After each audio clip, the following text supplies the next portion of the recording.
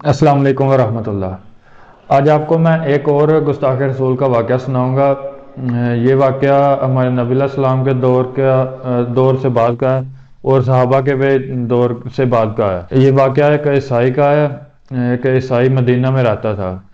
तो वो उधर जब भी किसी मुअज्जिन को अजान देते सुनता था, और जब वो मुअज्जिन कहता था अशहदु अन्ना मुहम्मदन रसूलुल्लाह, तो वो जो ईसाई है, नसरानी नसरानी ईसाइयों को कहते हैं, तो वो नसरानी जो है वो कहता था कि वो झूठा जल गया।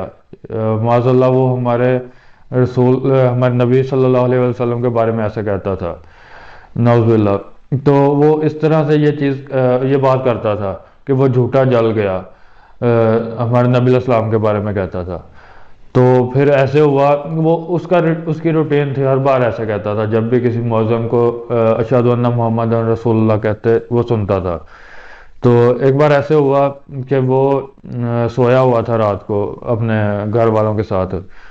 तो उसकी जो नौकरानी है, उसकी खादमा, वो कहीं से आग लेके आई थी। तो वो आग लेके आई है, तो उसके पास से एक कोयला जो है, एक अंगारा, वो गिर गया। जो उसने आग उठाई हुई थी वो वहां गिरा, और उसके पूरे घर को आग लग गई है, उस ईसाई के। वो पूरे घर को आग लगी है, और उसी घर में वो अपने सारे खानदान समेत वो जल के मर गया। जो कि कहता था कि वो हमारे नबी अलैहिस्सलाम के बारे में कहता था कि वो झूठा जल गया।